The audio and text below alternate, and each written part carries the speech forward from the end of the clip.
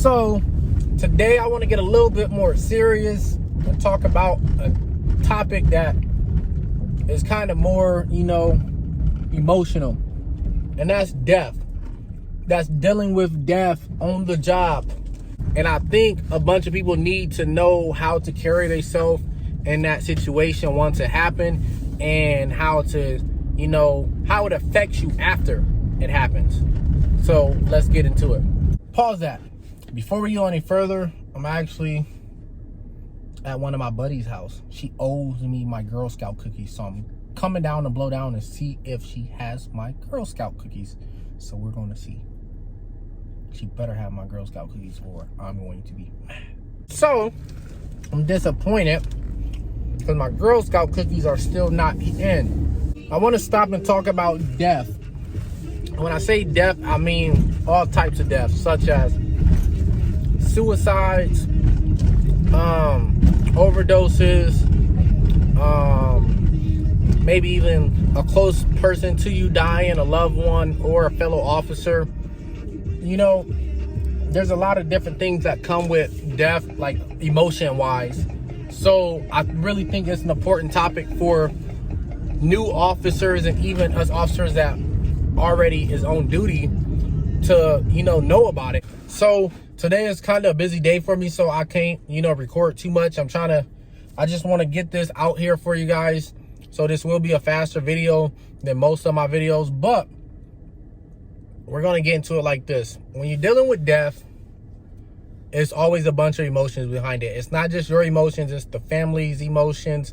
It's the neighbor's emotions that may have known that person for a long time. It's a lot of emotions behind it. So you got to learn how to control your emotions. I'm not saying to cut out your emotions and how you feel about the situation. No, I'm not saying that.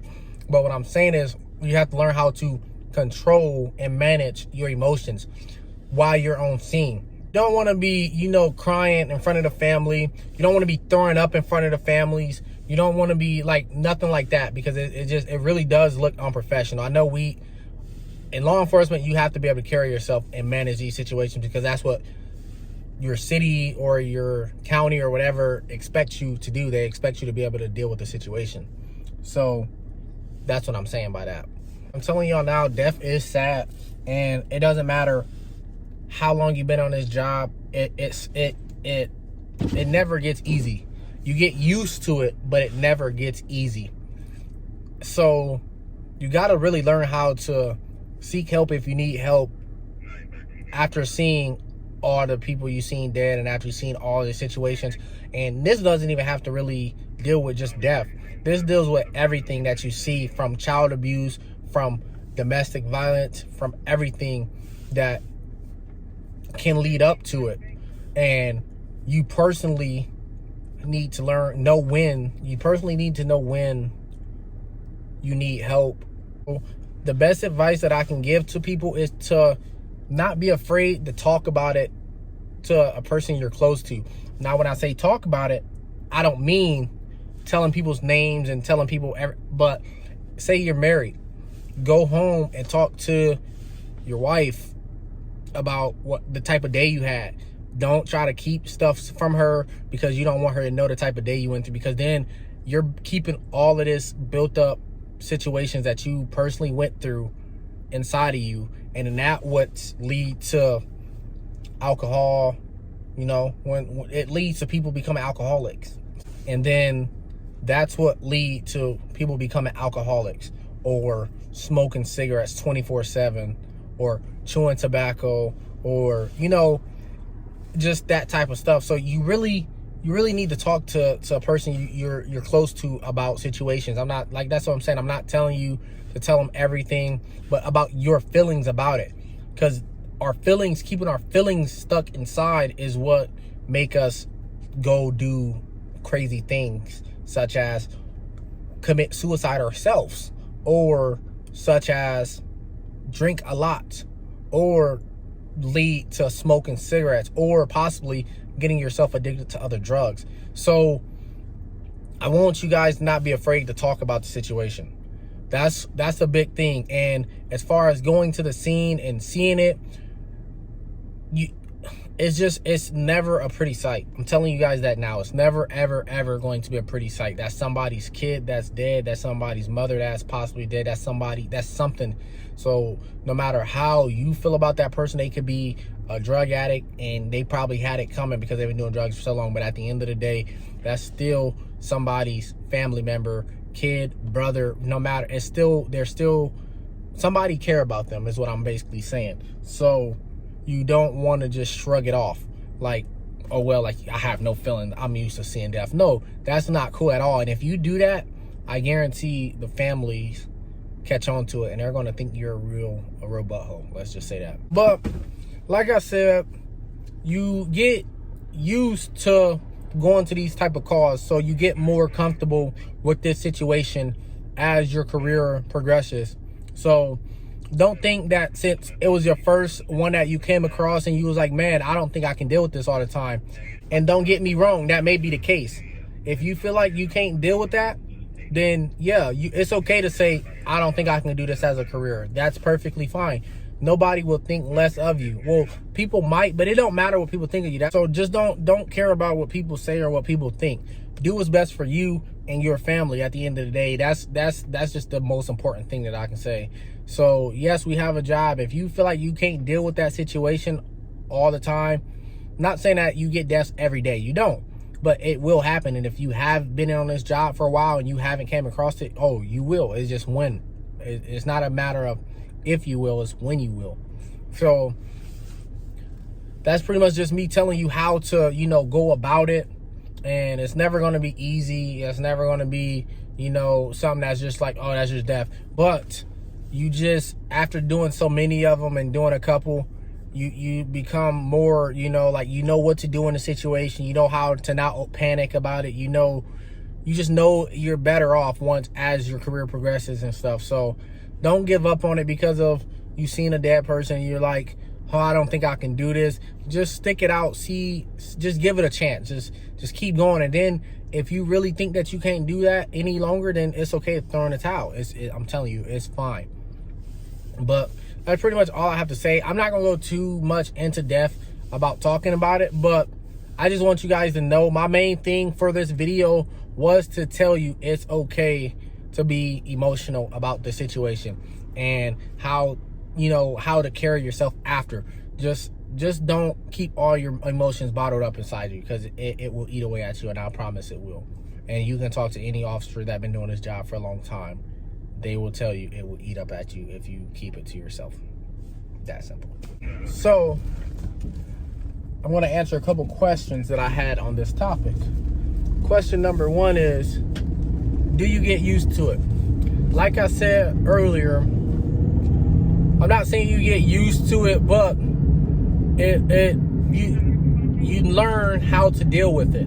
You learn how to go to the cause and how to handle them calls better and how to control your emotions at the scene. So I'm not trying to say you get used to it, but you kind of do get used to it in a sense. But it never becomes easy. Like, there always is going to be a bunch of emotions behind it. Another question I got was, does it smell?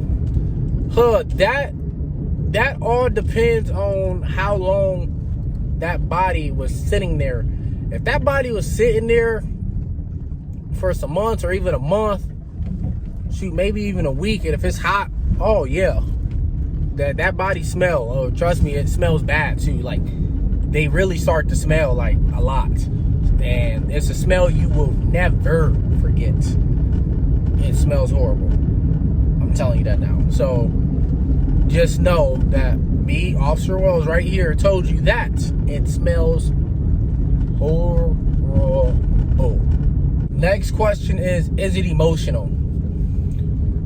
Yes, and to me, yes, it's emotional. Other officers, depending on how long they've been into the job or this and that, to me, I feel like it will always be emotional because that's somebody's kid, and it's a lot of, excuse me, that was a sunflower seed burp.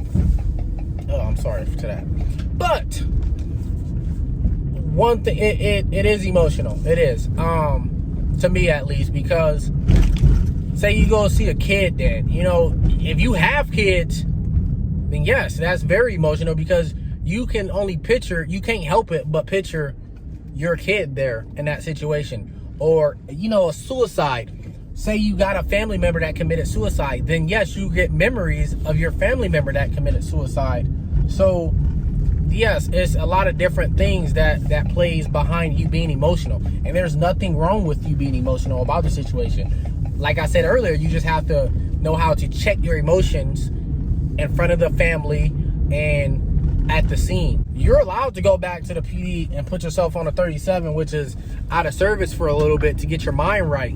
And, you know, if you have to go down to your locker room and, you know, shed a little tear, it is what it is. But you just don't want to do that stuff on scene in front of the family and stuff like that. So you just want to be professional and know how to carry yourself at the time. But after, then yes, you're allowed to go home and cry about it. You're allowed to talk to your family about it. You just can't use names and stuff like that. So don't be afraid to talk to people.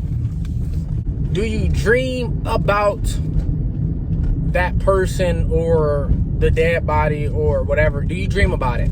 Do you have nightmares? Me personally, haven't had a nightmare. I'm not afraid to talk about the situation to somebody I trust. I'm not, you know, I don't want to be the cop that, you know, keep all my emotions built up inside of me. I do get sad about it, just thinking about the situation and how crazy the world is and how, you know, we get, my emotions come to when it's like, what made this person get hooked? What was that person going through in life? Was that person laced one day and now that person got stuck doing drugs? Was that person going through hard times and fell back on drugs? What made that person get stuck on drugs that make them overdose? Or did that old woman die in her house alone and she didn't have a family, so nobody even knew she was dead? Yeah, I mean, it's just, some stuff is just sad, and you might dream about it. And if you're dreaming about it, then yes, I think that you need to find a way to talk to somebody, because it's not okay for you to be having nightmares all the time about the same situation or just about a person that have died. You don't want to be that person having nightmares, because that will eat away at you. So I'm gonna tell you that right now. If you're having dreams, you need to find a way to get help. Then the last question was, did I throw up at my first dead body I seen? No, I actually didn't. No, I didn't. It smelled too. It did smell, but it wasn't like I don't know, it wasn't like the worst smell I feel like that I have smelled, because I have been in a lot of houses that smell worse than that dead body. So my first one, no, I didn't throw up, but it still was a nasty smell, and it just still was sad. So yeah, didn't throw up though. So those are a couple of the questions I was asked about it. Like I said, everybody reacts different to the first one. Everybody, and it might, once you come across your first one, you might find out that this job isn't for you, and that's okay. So I'm at that part of the day where, you know, it's a little bit darker out now, and I'm pretty much about to just cruise the area and see what's going on. Like I said, this wasn't gonna be a long video, and those were just a couple questions that I had, and I do have a lot more content that I'm bringing to you guys. Just like I said, I'm still building my channel, and I know people want to see the cruiser videos. I know people want to see like traffic stops, and people want to see certain things, but I'm still working on editing as well, learning how to edit. So, and I'm actually about to get a laptop here soon to be able to edit on a computer, so I'll be able to blur things out. But like, I can't do traffic stops right now because I can't show people's license plates. So until I get my laptop, because right now I'm editing all my videos and recording my videos on my phone. So as I'm growing my channel and stuff, I'm about to be investing in a new camera. I'm gonna be investing in a laptop, and I'm gonna be investing in, you know, things to make the content I give to you guys better. So just stick around with me. I will be having a lot more videos, and I'm just still learning, you know, YouTube and stuff like that. So I hope you guys enjoyed this video, and thank you to everybody that have been supporting and continue to be supporting. And I hope my winners enjoying their little bit of money that they got.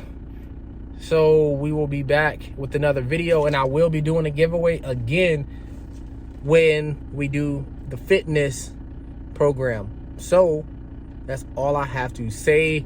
I will be back with another video. I am out. Peace.